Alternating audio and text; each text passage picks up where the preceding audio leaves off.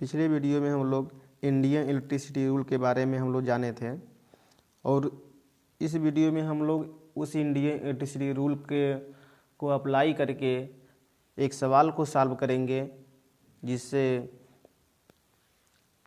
सवाल को सॉल्व करने में आसानी हो और प्लस रूल को जाने कि कहाँ पर यूज किया जाता है। ठीक है, तो हम उस रूल को एक सवाल के माध्यम से अप्लाई करेंगे। देखिए आपके स्क्रीन पर एक सवाल दिख रही होगी, ठीक है, जिसमें 3 मशीनें लगी हैं और एक प्लान आरेख बनाया गया है। ठीक है, कि कहाँ कहाँ पर लगाना है ये पहले से बता दिया गया है और इसमें शक्ति तार स्थापन आयोजन चित्र निकालना है, वितरण व्यवस्था का बहु लाइन डायग्राम निकालना है और शक्ति तार स्थापन का एक रेखीय चित्र भी बनाना है, सिंगल लाइन डायग्राम बनाना है और 5 kVA ट्रांसफार्मर और एक हॉर्स पावर और 10 हॉर्स पावर का जो वाहक नली स्थापन भी करना है। ठीक है, और संस्थापन में लगने वाली सामग्री का विवरण भी देना है। ठीक है, तो वीडियो को हम लोग आगे शुरू करने से पहले एक चीज़ बता देना चाहते हैं कि जो स्टूडेंट अभी तक चैनल को सब्सक्राइब नहीं किए हैं, पहले चैनल को सब्सक्राइब कर लें और जो कर चुके हैं वो अधिक से अधिक वीडियो को शेयर करें, अपने दोस्तों को बताएं। यदि आप लोग सबको वीडियो पर अच्छा लग रहा होगा तो लाइक करना ना भूलें। ठीक है, लाइक ज़रूर करें आप लोग। तो चलिए आइए वीडियो को शुरू करते हैं। देखिए सवाल में आप लोग को समझ में आ गया होगा कि ये सवाल में दिया है, ये प्लान आरेख है। इस प्लान आरेख में एक 5 kVA का ट्रांसफार्मर यहाँ लगा है और 1 हॉर्स पावर का ट्रांसफार्मर एक हॉर्स पावर का जो मोटर है यहाँ पर है, 10 हॉर्स पावर का मोटर यहाँ पर है। और ये चीज़ आप लोग सबको समझ आ रहा होगा कि यहाँ पर डिस्ट्रीब्यूशन बॉक्स है, यहाँ पर डीबी है। ठीक है, कि ये बस में, और ये दरवाज़ा है, ये आपका दरवाज़ा है और ये तो आप सबको समझ आ रहा होगा कि ये विंडो है, ये विंडो है, ये विंडो है। ठीक है, क्लियर है। तो चलिए पहले इस वीडियो में देखिए हम लोग जानेंगे कि पूर्वानुमान कैसे निकालेंगे इसका, और प्लस इसमें जो लोड है, लोड कितनी करंट ले रही है उसके लिए बात करेंगे हम लोग, और इसकी प्लान आरेख के बारे में बात करेंगे और प्लस सिंगल लाइन डायग्राम के बारे में बात करेंगे और शेष जितने भी चीज़ें अभी इसको गणना करने में सहयोग करेंगे, एस्टिमेटिंग करने में सहयोग करेंगे, शेष बातों को हम लोग नेक्स्ट वीडियो में जानेंगे। ठीक है, तो चलिए आइए देखते हैं पूर्वानुमान में आप लोग को सबको समझ में आ रहा होगा कि पिछले वीडियो में आप सब लोग देखे ही थे। पूर्वानुमान मतलब होता क्या है कि हम किसी भी एस्टीमेट या किसी भी प्लान आरेख या किसी भी संस्था में तार स्थापन करने के लिए हम एक अनुमान लगाते हैं कि भाई हमको यहाँ पर इस लेवल का हमको वायरिंग करना है। ठीक है, यहाँ पर मोटर लगाना है तो उस मोटर की दक्षता कितनी होनी चाहिए। ठीक है, तो पिछले वीडियो में हम लोग प्रकाश पंखा परिपथ के लिए ऐसे ही हम जाने थे। तो इसमें हम लोग इस वीडियो में क्या करेंगे, हम पावर वायरिंग पढ़ रहे हैं। तो पावर वायरिंग के बारे में भाई जो मोटर वोटर लगे होते हैं वो पावर वायरिंग के अंतर्गत आते हैं। तो पावर वायरिंग में हम लोग पूर्वानुमान में देखते हैं कि 10 हॉर्स पावर की जो मोटर है, ठीक है, 10 हॉर्स पावर की मोटर जो है, आप देख लीजिए 10 हॉर्स पावर की मोटर कहाँ है, ये यहाँ पर है। यहाँ 10 हॉर्स पावर की मोटर है। तो 10 हॉर्स पावर की मोटर आपको यहाँ पर समझ में आ रही है। तो 10 हॉर्स पावर की जो मोटर है उसकी इफिशियंसी हम मान लिए। देखिए अब क्वेश्चन में दिया नहीं था कि इसकी इफिशियंसी इतनी है। ठीक है, क्वेश्चन में दिया नहीं था कि क्वेश्चन में दिया नहीं है कि कितना से दिया है, बस सप्लाई दिया है और बताया कि 3 फेज है। ठीक है, बस इतना बात बोला है, 10 हॉर्स पावर की है, 1 हॉर्स पावर की है, 5 kVA की है, इतना ही बात बोला है ना, और कुछ तो बोला ही नहीं है। जिसमें कुछ बोला ही नहीं है तो फिर क्या मतलब है, हम कैसे काम करेंगे। तो उसके लिए देखिए हम अनुमान लगाएंगे कि इतना होगा, वो अनुमान में पूर्वानुमान जो होगा उसी में हम लिखेंगे। अनुमान मतलब पूर्वानुमान, ठीक है, जो अनुमान लगाते हैं। तो यहाँ देखिए पूर्वानुमान में पहला दिया गया है कि 10 हार्स पावर की जो मोटर के लिए यदि बात करें तो इसकी इफिशियंसी हम लोग मान लिए कि जो 10 हार्स पावर की मोटर है इसकी इफिशियंसी 80% है, इसकी दक्षता जो है 80% है। और तो 80% को देखिए, इसी 80% है तो 80% को हम 80% का हम निकालेंगे, 80% को निकालेंगे हम, सॉरी 1 मिनट, देखिए 80% है, 80% है तो 80% को यदि हम भाग कर दे, मतलब उसमें हम निकाल दें, मान में निकालें तो 80/100 होगा बराबर 0.8 होगा, ठीक है। इसको यदि पॉइंट में निकाले तो 0.8 आएगा। तो यही बात दिखाया गया है यहाँ पर 0.80 है, ठीक है, क्लियर बात समझ आई। और इसके बाद इसकी पावर फैक्टर कितनी है, 0.8 है, इसकी पावर फैक्टर कितनी है, 0.8 है। इसी प्रकार से हम मान लिए कि 1 हार्स पावर की जो मोटर है उसके लिए इसकी इफिशियंसी 60% है, ठीक है, और इसकी जो पावर फैक्टर है कितना है, 0.6 है, ठीक है। 5 kVA जो ट्रांसफार्मर है, बिल्डिंग ट्रांसफार्मर यह है, ठीक है, ये सप्लाई देने वाला ट्रांसफार्मर नहीं है, ये बिल्डिंग ट्रांसफार्मर है, हाँ। और तो इसकी इफिशियंसी मान लिए कितना है, 90% है, इसकी इफिशियंसी 90% है। यानी इसकी पावर फैक्टर देखिए लोड पर डिपेंड करता है, जैसा लोड देंगे, सबको पता है कि ट्रांसफार्मर जो होती है उसकी जो पावर फैक्टर होती है इसके लोड पर डिपेंड करती है, तो इसका पावर फैक्टर इसके लोड के अनुसार होगा, ठीक है, बात समझ आई। और इसके बाद क्या होगा, मुख्य स्विच, वितरण board, motor switch, transformer switch और स्टार्टर तथा वायरिंग का क्षैतिज रन फर्श से 1.5 मीटर की ऊंचाई पर लगाई जाती है, ठीक ना। हम देखिए आप लोग जो इंडियन इलेक्ट्रिसिटी रूल पढ़े थे उस नियम, मतलब उसमें आप लोग पढ़े थे कि जो क्षैतिज रन होती है वो क्षैतिज रन फर्श से कितनी दूरी पर होती है, 2.5 मीटर की दूरी पर होती है, यही पढ़े थे आप, ठीक है। लेकिन देखिए हम यहाँ पर पूर्वानुमान जब मान रहे हैं, जब पूर्वानुमान कर रहे हैं तो भाई अपने कंडीशन के हिसाब से हम क्या कर रहे हैं कि 2.5 मीटर तो मैक्सिमम हो गई, लेकिन हम क्या कर रहे हैं यहाँ पर कि हम 2.5 मीटर न मान करके इसके मतलब क्षैतिज रन जो है हम इसको 1.5 मीटर ही मान के चल रहे हैं। कितने मीटर मान के चल रहे हैं, 1.5 मीटर मान के चल रहे हैं, ये अपना पूर्वानुमान है, ठीक है। आप 2.5 मीटर भी मान सकते हैं, 2 मीटर भी मान सकते हैं, जैसे ही आपको सिचुएशन हो या जैसा आपका मन करे आप मान सकते हैं, कोई गलत नहीं है, ठीक है ना। किताबों में 1.5 मीटर भी दिया है, 1.5 मीटर भी मान के दिया है, 2.5 मीटर भी मान के दिया है, ठीक है। तो देखिए पेपर में आप जैसे चाहे वैसे मान करके हल कर लीजिए, कोई दिक्कत नहीं है, ठीक है। लेकिन एक चीज़ बता देना चाहते हैं कि ये पावर वायरिंग आपके पेपर में ज़रूर पूछेगा। ये कभी कभी ऐसा होता है कि 30 नंबर का एक क्वेश्चन ही दे देता है। इंटरनल वायरिंग जो पढ़े अभी आप लोग, ये 30 नंबर का भी इंटरनल वायरिंग भी एक क्वेश्चन ही पूछ देता है, जैसे भी पूछ दे, चाहे तो 30 नंबर में ये पावर वायरिंग पूछ दे, चाहे तो इंटरनल वायरिंग 30 नंबर में पूछ दे। 100 नंबर के क्वेश्चन आते हैं आप लोग के, ठीक है। इस बार देखिए इलेक्ट्रिकल सेकेंड ईयर में ही पावर वायरिंग आ गई है, तो इलेक्ट्रिकल सेकेंड ईयर में पावर वायरिंग आने के कारण भाई ये वीडियो इलेक्ट्रिकल सेकेंड ईयर के लिए भी है। यह ऐसा नहीं कि आप केवल इलेक्ट्रिकल फाइनल ईयर के लड़कों के लिए है, ऐसी कोई बात नहीं है, ठीक है। इस बार सिलेबस में है power wiring electrical second year में भी, ठीक है। तो आप लोग सबके लिए है वीडियो।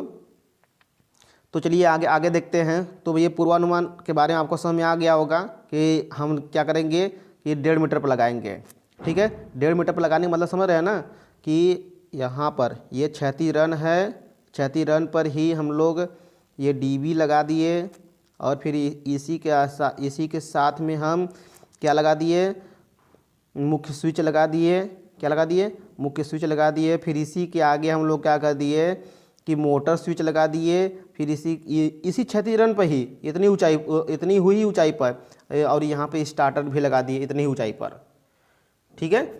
ये फर्श से 1.5 मीटर की ही दूरी होगी। इसकी फर्श से कितनी ऊंचाई पर होगी? 1.5 मीटर की ऊंचाई पर ही होगी। इसका मतलब ये हुआ। क्लियर बात समझ आ रही ना? तो चलिए 5वां देखते हैं। सभी मशीनें होती हैं, सभी मशीनें 50 सेमी ऊंची नींव पर स्थापित की जाती है। पास में ना, सभी मशीनें 50 सेमी नींव पर स्थापित की जाती है। ये बातें सबको समझ में आ गई होगी, ठीक है ना? यदि नहीं समझ आई है तो समझिए। देखिए जो मशीनें हैं उनकी जो नींव होती है, ये मान लेते हैं ये फर्श है, ये आपका फर्श है। तो फर्श से ये कितना ऊंचा रहेगा? नींव 50 सेमी, 50 सेमी। इसकी जो हाइट होगी कितनी सेमी होगी? 50 सेमी होगी। आई पसंद में? जो इसकी हाइट होगी नींव की 50 सेमी, और इसी के ऊपर हमारा मोटर लगा होता है, इसी के ऊपर हमारा मोटर लगा होता है। क्लियर? नेक्स्ट पॉइंट है 10 हार्स पावर का मोटर स्विच व स्टार्टर दीवार पर लगाया जाएगा। ठीक है, ये बातें बोला गया है दीवार पर। देखिए जो होता है ना, स्टार्टर हम दीवार पर ही लगाएंगे। किसके लिए? 10 हार्स पावर के लिए। सबसे इम्पॉर्टेंट बात ध्यान सुनते रहिएगा, किसके लिए हम बात कर रहे हैं? 10 हार्स पावर के लिए जो स्टार्टर जो होगा और मोटर स्विच जो होगा दीवार पर लगाएंगे। और 1 हार्स पावर और 5 kVA का जो ट्रांसफार्मर है, बिल्डिंग ट्रांसफार्मर, उसका जो स्विच और स्टार्टर होगा, जो भी होगा, वो हमारा कहाँ लगाएंगे? 1 मीटर की दूरी पर। मतलब ये दीवार है तो दीवार से 1 मीटर की दूरी पर। फिर यहाँ पर आपका स्टैंड लगाएंगे। यहाँ पे स्टैंड लगाने के बाद इसी के ऊपर मेन स्विच लगाएंगे हम, और इसी के बगल में आपका प्लिंथ होगा। ठीक है, इसी के बगल में 0.5 मीटर की दूरी पर आपका प्लिंथ होगा, और यहाँ से इसके ऊपर जो मोटर लगा होगा उसको सप्लाई दी जाएगी। आई बस में ये बातें कही गई है। और दूसरी बात क्या है? ये हमारा था पूर्वानुमान।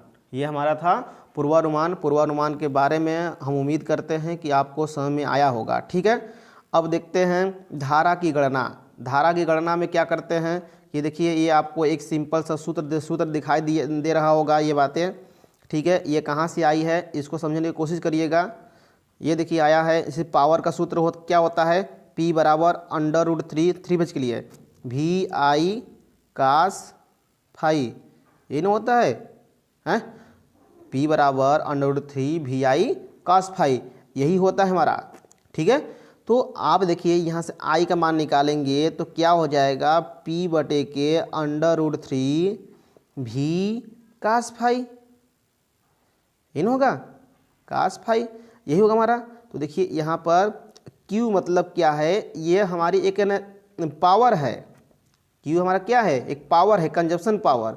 और यहाँ पर क्या है? √3 तो ये है यहाँ पर, ये देखिए √3 है, और ये भी यहाँ पर है देखिए, और cos फाई देखिए यहाँ पर है, और बीच में देखिए यहाँ पर ईटा यानी इफिशियंसी आ गई है। तो इफिशियंसी क्या है हमारा?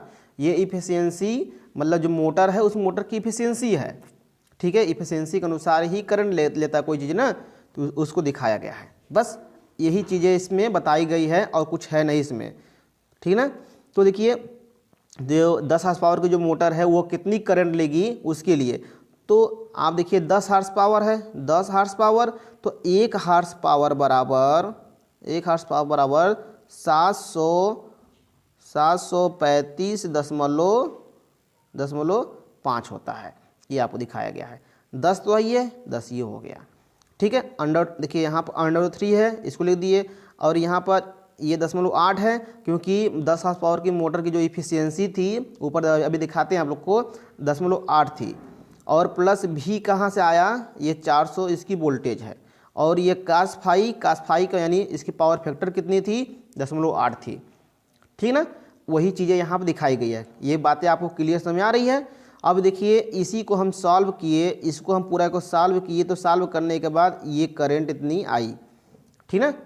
इतना, यानी ये 10 हार्स पावर की जो मोटर है रनिंग कंडीशन में इतनी करंट लेगी, लेकिन स्टार्टिंग कंडीशन यानी वो मैक्सिमम कितना करंट को प्रभावित कर सकता है, मतलब कुल मिलाकर के प्रभावी करंट कितनी है, तो प्रभावित करंट जो होती है वो 1.5 गुना होती है। प्रारंभिक करंट का वो कितना होता है?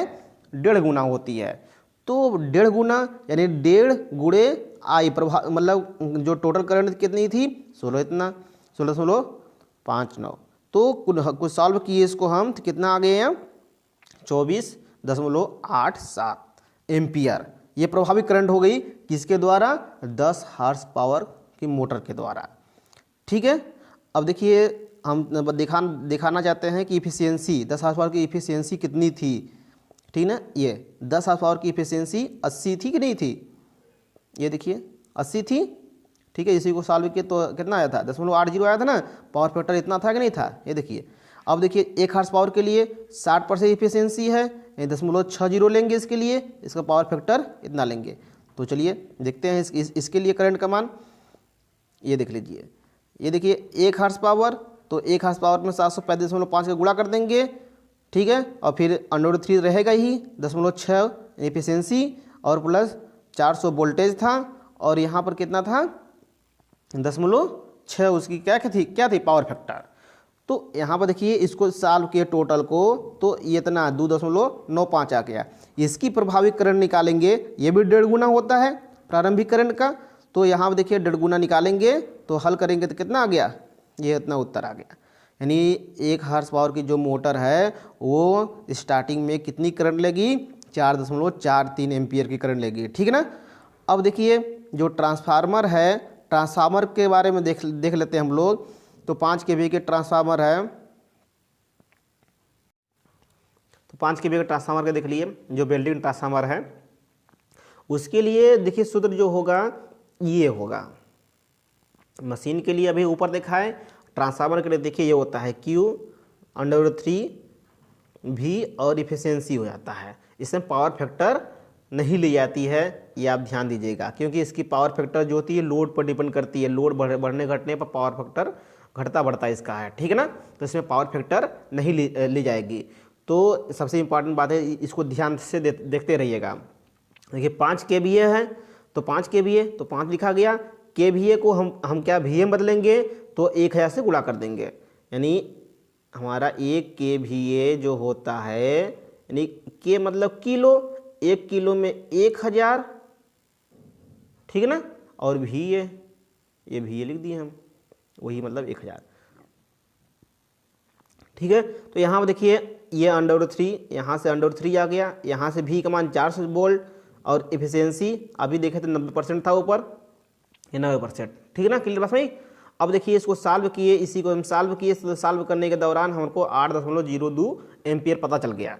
और यहाँ पर प्रभावी धारा यहाँ से निकालेंगे, तो प्रभावी धारा जो होगी यही हमारी प्रभावी धारा है, यही हमारी क्या है? प्रभावी धारा है। तो यही हमारी प्रभावी धारा है, तो ये यहाँ से उसके बराबर हो गया, 8.02 के बराबर हो गया। अब देखिए ध्यान से, यहाँ पर कुल प्रभावी धारा ये हम निकालते हैं, तो कुल प्रभावी धारा यहाँ से निकालेंगे, तो देखिए जो 10 हॉर्स पावर की जो प्रभावी करंट थी उसके लिए, और फिर जो 1 हॉर्स पावर की जो प्रभावी करंट थी उसका मान, और ये ट्रांसफार्मर की जो प्रभावी करंट थी उसका मान, तीनों को मान को जोड़ दिए। तो जोड़ने के कारण जोड़ने के बाद जो होता है ये हमको पता चल गया कि 37.32 एम्पियर की करंट टोटल डीबी से निकलने वाली है। ठीक है, टोटल करंट कितना निकलने वाली है डीबी से? 37.32। तो डीबी की रेटिंग कितनी होगी?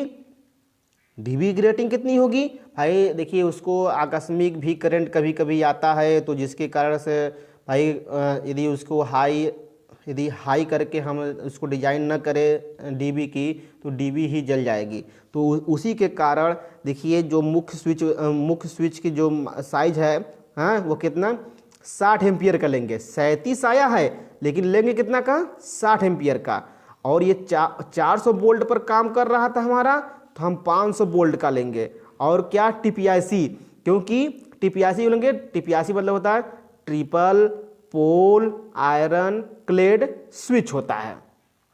Triple pole iron clad switch होता है। तो triple pole iron clad switch जो होता है ये 3 फेज के लिए यूज करते हैं। मतलब एक पोल ये रहेगा, एक देखिए समझा देते हैं इसको बढ़िया से। देखिए उसमें क्या होगा, एक पोल ये रहेगा, एक पोल ये रहेगा और एक पोल ये रहेगा, ठीक है। ये हो गया, ये हो गया। तो एक जो एक फेस आएगा इस पर जुड़ेगा, एक फेस मतलब आर इस पर आगे जुड़ गया, वाई इस पर हो गया, ठीक है, और ये वाई इस पर हो गया तो इस पर आगे आके बी जुड़ जाएगा, ठीक है। और यहाँ से क्या होगा कि देखिए ध्यान से, जो मुख्य स्विच होती है ये कटआउट ही होता है, इसमें हैंडल लगा होता है, ये इस पर इससे ऐसे ऐसे जुड़ी होती है। इसको काटना होगा तो इसको क्या करेंगे हम, इसको इधर की तरफ मूव करेंगे तो ये क्या होगा, ये हट जाएगा, इससे हटकर इधर आ जाएगा, इससे हट करके इधर आ जाएगा, इससे हटकर इधर इधर आ जाएगा, अर्थात ये वाला भाग मिट जाए, मतलब यहाँ से हट जाएगा, ये वाला भाग यहाँ से हट जाएगा, तो ये लाइन से आइसोलेट हो जाएगा। और यहाँ से लाइन जो होता है कहाँ जाएगा, जो हमारा 3 ठो था, क्या चीज़ 3 ठो क्या था हमारा, सॉरी, ये लाइन हमारी आती है बस बार में, कहाँ आती है हमारी बस बार कहाँ पर लगा होता है, ये लगा होता है डीबी में, कहाँ लगा होता है, डीबी में लगा होता है, ये हमारी हो गई डीबी, ठीक है ना। डीबी में देखिए ये हमारे 3 बस बार होंगे, आर का, वाई का और ये बी का। तो एबीसी से हम लोग ये आर हो गया, वाई हो गया, ये बी हो गया, एक सर्किट निकल जाएगी यहाँ से, और यहाँ से आर हो गया, वाई हो गया, बी, ये दूसरी सर्किट निकल जाएगी, उसी में से एक आर वाई बी करके, ठीक है ना। तो हमारा निकल जाएगा तीसरी सर्किट हो जाएगी। यहाँ से 3 सर्किट निकलेंगी, जहाँ जाएगी वो मोटर तक जाएगी, ठीक है ना। ये बात समझ में आ गई, क्लियर। तो यहाँ पर वितरण बोर्ड कितना भी होगा, वो भी 60 एम्पियर का होगा, ठीक है। ये चार मार्गी होगा, ध्यान से समझिएगा, ये 4 मार्गी होगा। इसमें न्यूट्रल की भी आवश्यकता होगी। न्यूट्रल की आवश्यकता कहाँ होगी, जो हमारा स्टार डेल्टा जो हमारा मोटर है, ठीक है, उसके कनेक्शन के लिए, ठीक है। अब देखिए हम लोग है शक्ति तार स्थापन का आयोजन प्लान पढ़ते हैं।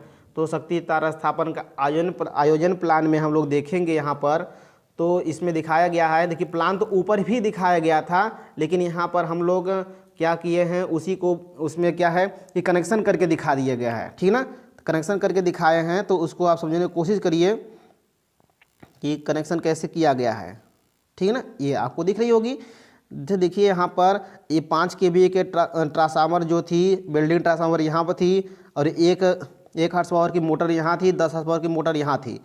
तो अब हम लोग को कनेक्शन करना है, किधर से कनेक्शन करना है, इधर से। देखिए डीबी यहाँ थी, डीबी यहाँ पर है यहाँ से एक हम मतलब सर्किट लेके जाएंगे, तो इसको यहाँ पे दे देंगे, एक सर्किट लेके जाएंगे इसको तो यहाँ दे देंगे, एक सर्किट लेके जाएंगे तो हम लोग यहाँ दे देंगे। और एक सर्किट में 3 तार होगी, मतलब ठीक ना, एक सर्किट में 3 तार, तो 3 तार यानी 3 फेज है, तो 3 तार इसके लिए आएगा, फिर 3 तार इसके लिए आएगा, 3 तार इसके लिए आएगा। तो मतलब डीबी से कितने तार पूरी निकली, 9 तार निकलेगा। निकला कि नहीं निकला। और देखिए तो यहाँ से निकल गया, ठीक है ना। क्योंकि यहाँ पर एक चीज़ मैं बता दूँ, प्लान आरेख में तो मतलब ये तो बातें आपको समझ में आ ही रही होगी, मैं अभी जो जस्ट बात बोला, लेकिन थोड़ा सा हम लोग प्लान आरेख के बारे में चर्चा कर रहे हैं। तो प्लान आरेख को थोड़ा समझे कि देखिए यहाँ पर आपको दिखाया गया है कि यहाँ पर एक मोटर लगा था, सॉरी एक मशीन लगी थी यहाँ पर 5 kVA की। तो इसकी दीवार से जो डिस्टेंस थी वो हमारा 2 थी, ये देखिए यहाँ दिखाया गया है, ठीक ना। और इधर से इधर की डिस्टेंस कितनी थी, 1 मीटर, देखिए यहाँ पर दिखाया गया है, ठीक ना।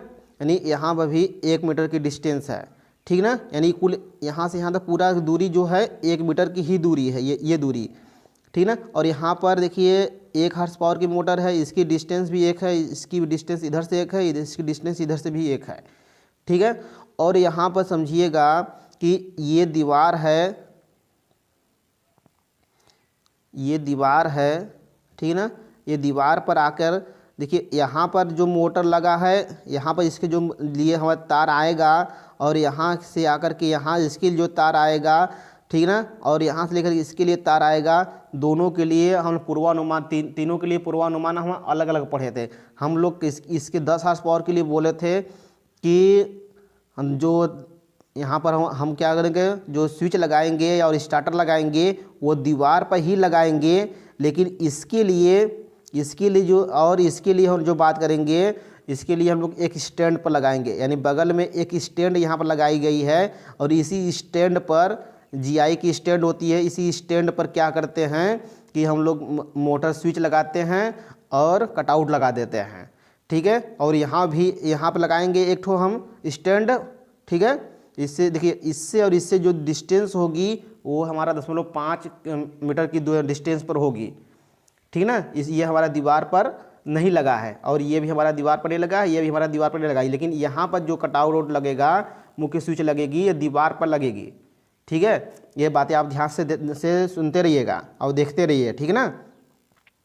तो देखिए, ये डिस्टेंस तो ऑलरेडी पहले दी थी 2 मीटर 3 मीटर 3 मीटर 3 मीटर, ठीक ना। इसमें हम लोग को अपने से बनाने की ज़रूरत नहीं थी, ठीक ना। और ये 1 मीटर दी थी और ये 2.5 मीटर दी थी, किताब में ही दिया था। सवाल में देखिए, ऊपर से सवाल में ही सब दिया है ये, ठीक ना। देखिए, इसके बीच की दूरी यहाँ से नीचे दे दिया है, हम लिखे हैं ऊपर लिखे हैं, ठीक है ना। तो आइए चलते हैं आगे। तो ये प्लान आरेख तो आप लोग को भली भांति सबको समझ में आ रहा होगा कि प्लान तो सब कुछ बनाया दिया था। हाँ, कुल कह सकते हैं कि खाना बना कर रखा था, बस खाना था, ठीक ना। थाली निकाल कर, थाली में खाना। तो थाली क्या है यहाँ पर, देखिए यहाँ पर ये लगाना था, ये लगाना था, ये लगाना था, ठीक ना। और ये डी भी यहाँ पर दिखाना था। यहाँ से तार लिया करके इसको, सॉरी, यहाँ से तार लिया कर इसको और यहाँ से तार लिया करके इसको देना था, यहाँ से तार लिया करके इसको दिखा देना था, बस यही काम करना था। और सब माप तो दिया ही था, कुछ करना ही नहीं इसमें। तो प्लान आरेख देखा जाए तो सबसे सरल है, प्लान आरेख देखा जाए तो सबसे सरल है, कुछ करना नहीं है। ये आपको बनाने की स्टाइल देखनी है कि क्या कैसे बनानी है। एक डब्बा बनाना यहाँ पर, एक डब्बा यहाँ बनाना, एक यहाँ पर, एक यहाँ पर। देखिए, ये तो सब में आप बना सकते हैं, एक बार आपको देखने की ज़रूरत है, बस, है कि नहीं। यहाँ पे देखिए, यहाँ पे आप लोग, लगता है छूट गया है, यहाँ भी आपको रहेगा स्टार्टर, ठीक ना। यहाँ पर रहेगा स्टार्टर। तो यहाँ पर आप तब सबको, यहाँ तक कितनी बातें सरल है, एकदम सरल है कि नहीं सरल है। तो बस यही आपको देखना था। प्लान आरेख तो आपको सबको समझ में आ ही रहा होगा। प्लान आरेख सबसे सरल है, कुछ करना नहीं है। इस सवाल में मैं किया ही क्या हूँ, कुछ भी नहीं किया हूँ। ये आपको दिया ही था, ये आपको दिया ही था, ये आपको दिया ही था। और इसकी डिस्टेंस तो सब कुछ तो दिया ही था, ये सब है ना, ये दिया ही है। बस हमको इसमें लगाए क्या है, ये लगाए हैं और ये लगाए हैं और ये लगाए हैं और ये दिखाए हैं कि तार किधर से हम लेके जाएंगे। इसको यहाँ से तार देंगे, इसको यहाँ से तार देंगे, इसको यहाँ से तार देंगे। बस यही इतना काम किए हैं और कुछ भी काम नहीं किए हैं। क्लियर। अब देखिए, आपको ये बातें समझ में आ गई होगी, तो हम लोग चलते हैं आगे। इसका single line diagram, single line diagram में हम लोग देखें तो सिंगल लाइन डायग्राम में हम लोग देखेंगे कि कैसे इसकी सिंगल लाइन डायग्राम बनाई गई है। ये एकदम सरल है, जैसे हम लोग उसमें बताए थे, मतलब वायरिंग में, इंटरनल वायरिंग जो पढ़े थे उसमें बताए थे। आपको डीबी बनानी है, ये देखिए आपको यहाँ पर डीबी बनाई दिख रही होगी। और फिर इसके बाद 2.5 मीटर की दूरी ये दिख रही होगी और 1 मीटर की दूरी ये दिख रही होगी। और इसके रास्ते में चलते समय आप देखे होंगे एक 10 हॉर्स पावर की यहाँ पर मोटर है, यहाँ पर स्टार्टर है और एक ये मेन स्विच इसका हो गया। और फिर यहाँ पर ये लगाया गया है और ये लगाया गया है, ठीक ना। तो देखिए, इसके और इसके बीच की दूरी कितना है, यहाँ पर मतलब 1 हॉर्स पावर की जो मोटर है उसके बीच की दूरी कितनी है, पूरी हो गई है। ये आपको दिखाया गया है कि 6 दिखाया गया है। कितना दिखाया गया है, 6 दिखाया गया है। और यहाँ पर मतलब ये यहाँ से यहाँ तक की दूरी कितनी दिखाई गई है, 3 दिखाई गई है। ये कहाँ से निकाला गया है, इसको बस देख लेते हैं। देखिए, सेम टू सेम ये आकृति देखिए, ये मतलब इस प्रकार देखिए, ये आकृति बनी है ना, ये और ये, ठीक ना। तो यही आकृति देखिए ऊपर बन रहा है क्या, ये यहाँ से देखिए, ये बना ना, बना का नहीं बना है। तो सिंपल सी है ना। तो देखिए, आपको 6 कहाँ दिखाया गया, देखिए 3 यहाँ से 3 यहाँ से, तो यही आपको 6 यहाँ से दिखाया गया है। मतलब इसके बीच की 3 हो गया, इसके बीच की 3 हो गया, तो टोटल मिलाकर 6 वहाँ लिखा गया है। और इसके बीच का कितना हो गया है, 3 यहाँ पे दिखाया गया है। और ये इससे हम कोई मतलब नहीं है, इधर तार तो लेके जा नहीं रहे हैं, उससे कोई मतलब है नहीं। ठीक, इसके नीचे से नीचे वाले से कोई मतलब है नहीं, क्योंकि देखिए यहाँ पर DB से सीधे सीधे तार निकल रही है। देखिए 3 तार देखिए इसके लिए आई थी, 3 तार इसके लिए आई थी, 3 तार इसके लिए आई थी। तो यहाँ पर ढाई वाले में कितना होगा, 9 तार होगा। और फिर यहाँ पर कितना तार होगा, 6 तार होगा। यहाँ पर कितना तार होगा, 3 तार होगा। ये आपको सबको समझ आ रहा होगा, बहुत कठिन है नहीं ना। अब देखिए ध्यान से वही चीज़ देखिए यहाँ पर दिखाई गई है। ये 9 तार हो गया, 6 तार हो गया, 3 तार हो गया, ठीक ना, बात समझ आई कि नहीं। तो यहाँ पर देखिए 3 तार आया होगा, तो ये यहाँ पर चला गया, 3 तार यहाँ से 9 तार निकला होगा, तो 3 तार चला आया इधर, और यहाँ से फिर 9 तार जो निकला था, तो 6 तार बढ़ा आगे, तो 6 तार बढ़ते हुए यहाँ पर आया, तो 3 तार चला गया इधर, और 3 तार बचा, तो 3 तार बच के यहाँ पर आ गया। ठीक है, कितना आसान है। सिंगल लाइन डायग्राम देखा जाए, अब इंटरनल वायरिंग से सरल है पावर वायरिंग, देखा जाए तो बहुत आसान है कि नहीं।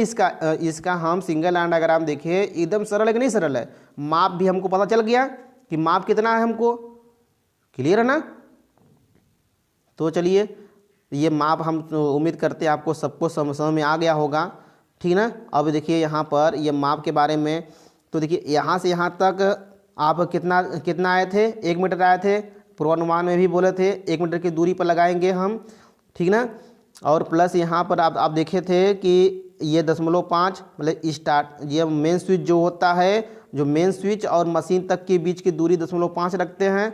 और यहाँ पे देखिए सेम जो इसमें होगा वही चीज़ इसमें होगा, और वही चीज़ यहाँ भी देखिए दिखाया गया है, ठीक है ना। तो यहाँ भी वही चीज़ें दिखाई गई है। और देखिए ये जो डिस्टेंस कहाँ से आया है, और ये डिस्टेंस और यानी ये डिस्टेंस सेम है ना, जो आपको प्लान आरेख में दिखाया गया था।